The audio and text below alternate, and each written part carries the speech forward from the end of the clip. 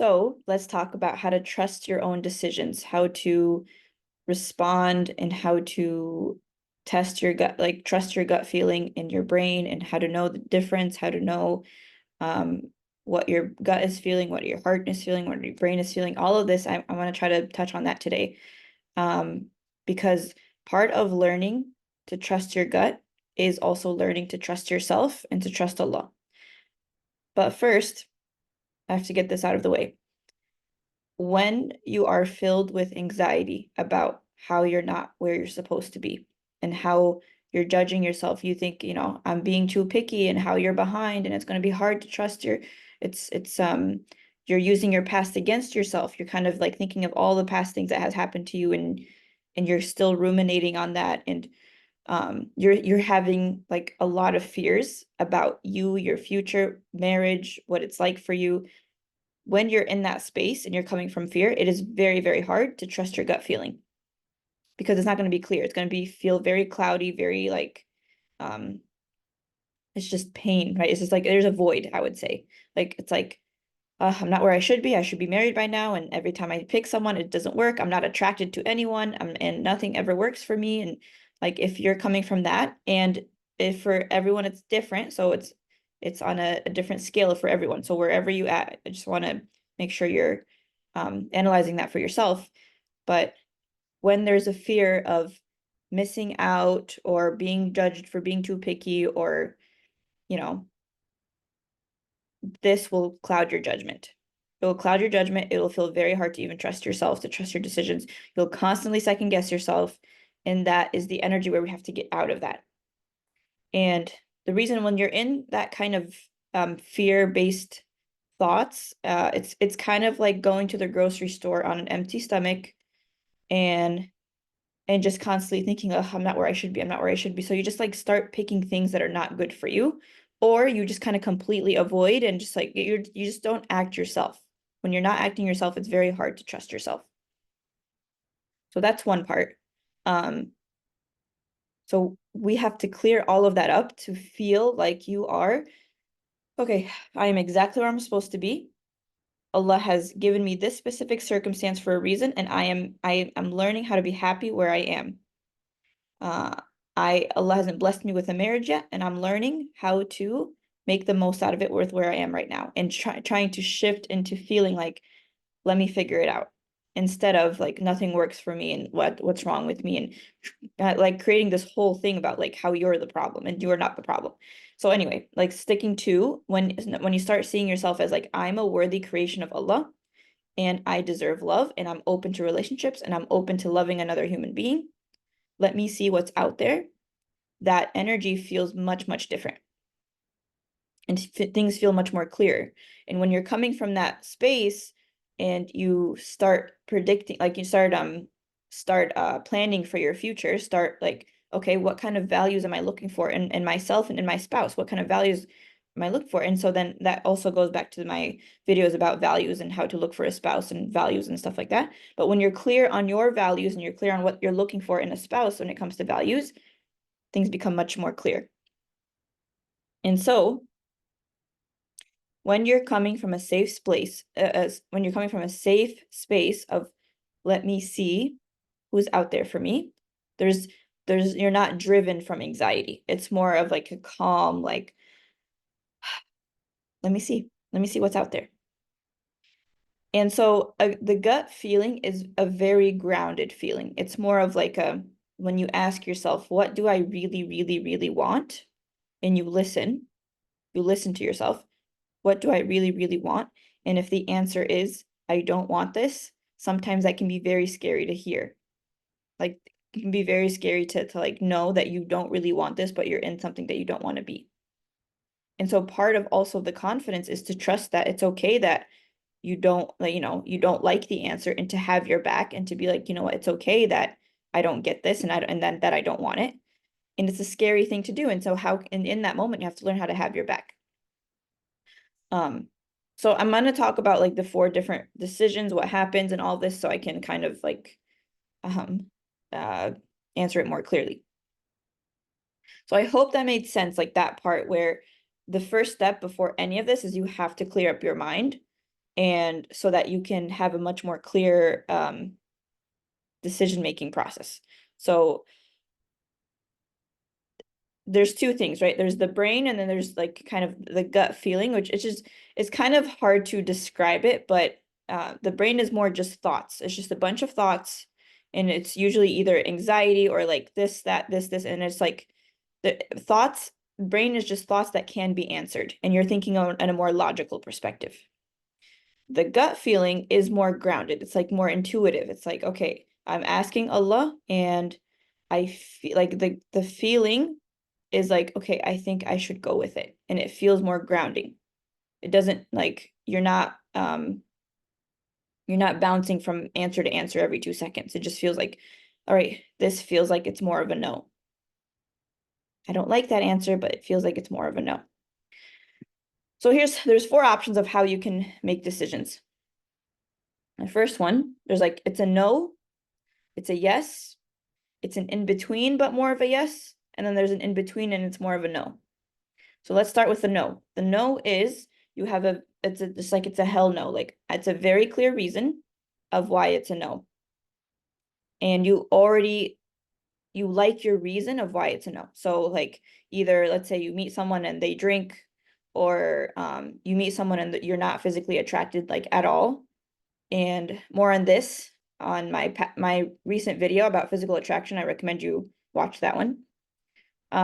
Or that his like religion is completely off, like he doesn't even pray the basics, like things like that is a complete no for you. So you're like, okay, yep, this is clearly a no, and you go from there. Like you would rather be single than actually move forward with that. That's a no. But now comes like the more trickier parts, which is when it becomes an in between, but it's you're more driven towards a yes. And this one is something that I personally like identify with before when I met my husband. The reason it's not a complete yes or not a complete no is because I was afraid. Like you're afraid that it might not work. You're afraid that you're going to actually get into a relationship and things are going to get serious, or you're afraid that things are not working for you. And this is the part where you need to regulate your nervous system to allow yourself to feel safe, that it is safe to be in a loving relationship, that it is possible for you. Because when your brain's not used to that, it's going to be like, I don't think this is going to work. And so for me personally, when I met my husband, my brain was coming up with a lot of reasons of why it's not going to work and that I shouldn't like move forward. My brain was very resistant. It was like looking for ways to decline him and to be like, nope, it's not going to work. But my gut feeling was more of like I was drawn to it. I was like, there is something here, but for some reason my brain is telling me like, no. But why? Why is my brain telling me no? Well, he's too nice.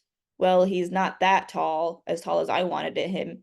Well, he's not this. Well, he's not that. And it's like it started coming up with a bunch of like thoughts and reasons of I even come up with, oh, well, I'm not that physically attracted. Like there could be better out there. And like it just came up with excuses to get myself to say no when all of those reasons doesn't really align with my values.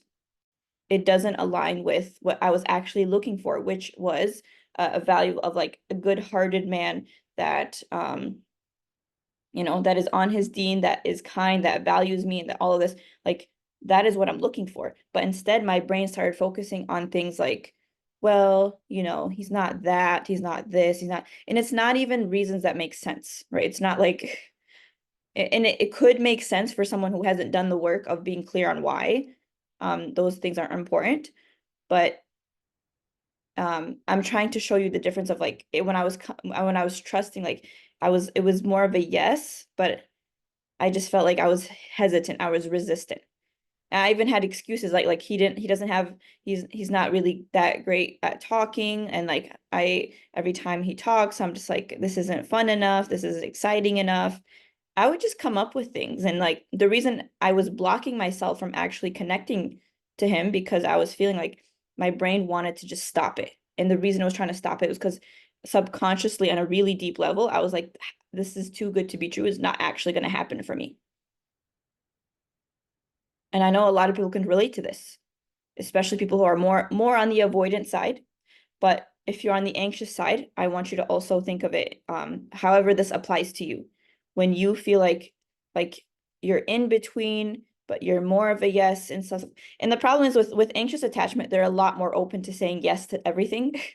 It's just more prone to that, and more avoidant are more like on edge and they're more reserved.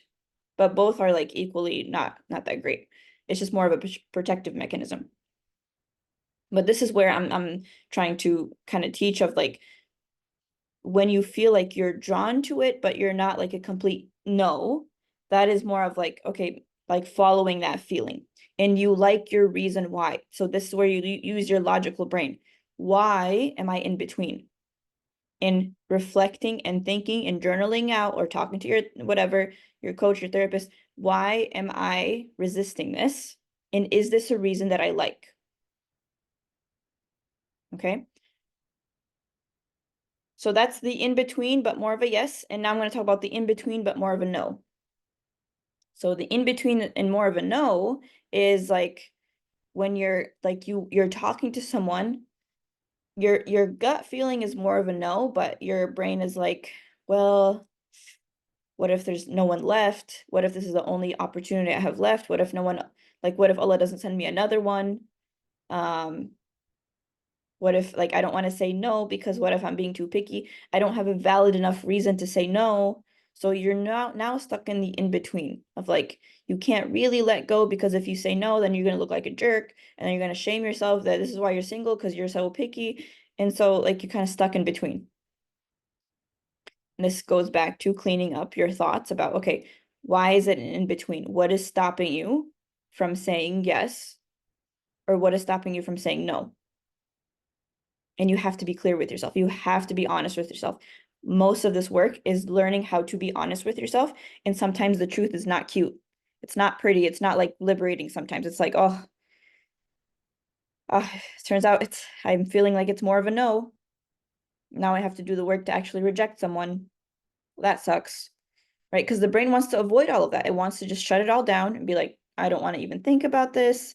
Like, you know, so that one is more of like you have to understand your reasons. And what I would recommend is when you are in between to list out what is stopping you from actually making a decision, whether it's a yes or a no. And whatever, when it comes to the in between, but more of a yes, like whatever fears you have about love or being loved or being in a relationship, being in a marriage, what if it doesn't work out, what if this, what if that, all of that has to be worked on so that you can clear that with your brain and so that you can feel like your nervous system feels a lot more regulated. So now the last part is more of like it's a yes, and like a yes. And I find this like it's like how people say like when and it's like it's a yes. People with relationship anxiety or like you know just more anxious on the anxious side, it's very hard to distinguish between like it's very hard to just be clear about it because there's a lot of thoughts that come in. So this advice of like when is harder to accept when you're someone who's dealing with a lot of relationship anxiety. So like the yes is like, yep, things seem good. I'm in, let's keep going. And hopefully that's where you want to get to after you've done the work of the in between. So if it's an in between but more of a yes, hopefully you want to get to the like, yes, I'm in. Or if it's an in between but more of a no, you want to get to like, nope, this is not going to work for me. Like, and I like my decision. So yeah. So a lot of what comes up is I'm like people are like afraid of making the wrong decision. And it's just terrifying to even think like, oh, what if I make the wrong decision and then I regret it? And then I look back and I'm like, I'm such an idiot. I should have trusted myself and like all the spiraling of that. And I want to kind of preface that like nothing happens without the will of Allah. Every single move, every single step you take, even if it's not the best decision, is in the will of Allah. And whatever happens is what's best for you. So I want you to think about it as not necessarily as like a right or wrong decision. It's more of like what feels good to you in the moment. And you're praying your istikhara and like, Ya Allah, like this feels good to me. I'm going to move forward. And Ya Allah, guide me from there. You're giving back all that heavy weight of the is it right or wrong decision back to Allah. Like it's not up to you. It's you are more focused on, I've done my istikhara every day. Every time when you meet someone every day, you're supposed to be praying istikhara every single day. Even if you're just making dua, you don't have to do the whole 2 rakat thing. But you're praying istikhara, Ya Allah, if this is good for me, make it happen. If it's not, take it away from me. You're not attached. And you're like, Ya Allah, let it, like, whatever happens, happens. And you're coming from a place of like, this feels good. And it's okay that you still have anxious thoughts. And this is something I think it's a misconception that people think like, well, if I'm having anxiety and if this is my person, I shouldn't have anxiety. It's like, bro, no, like you're supposed to have anxiety. It's okay to have anxiety, of course. Like you're getting into a whole new world and like you're in a relationship and things are gonna feel scary and all the crap comes up when you're, learning about yourself and learning about what triggers you and all of that. Like it's supposed to feel not that great. However, the ground, like it's more of a yes, like, yes, I'm in. Like you're moving forward with that feeling. Okay, trying to think, is there anything else I wanted to say? But yeah, there is no wrong or right decision. It's more of like a good decision of like, I've done the work, I've done what I can. I'm gonna go into it. I'm gonna do my best to make this relationship work, this marriage work. And if it doesn't work, قدر الله وما شاء فعل. I have done what I can, and I'm going to do my best to make things work. And if it doesn't work, alhamdulillah, I've done my part. And I'm not going to shame myself for thinking, oh, I picked the wrong person. No, you can't, you don't have that insight. Like, who do you think? Like, it's not fair for you to say I should have known better. I should have picked a different person because you've done your part. So yeah. Let me think. What else? What else? Yeah, I think that's it for now. If I do think of other things, I might make a part 2 because decision making is a big part of how to navigate this process. So yeah, I hope this helps. So main thing is you have to learn how to trust yourself by stop shaming yourself about like you have to fix yourself if something's wrong with you. And once you go from there, then things become much more clear about how to make decisions. And maybe I'll make another video about like the actual decision process, but I think I already did. But anyway, if this is what we're doing in my my group, the Inner Shift group, it's happening now. It's still live. You can still join. If you go on my website, you can still join. You can register, and I'll add you to the Facebook group, and that's where the recordings are in the workbook. And there's big shifts happening in there. So I highly recommend you join. And inshallah, I will see you in the next video. Assalamu alaikum.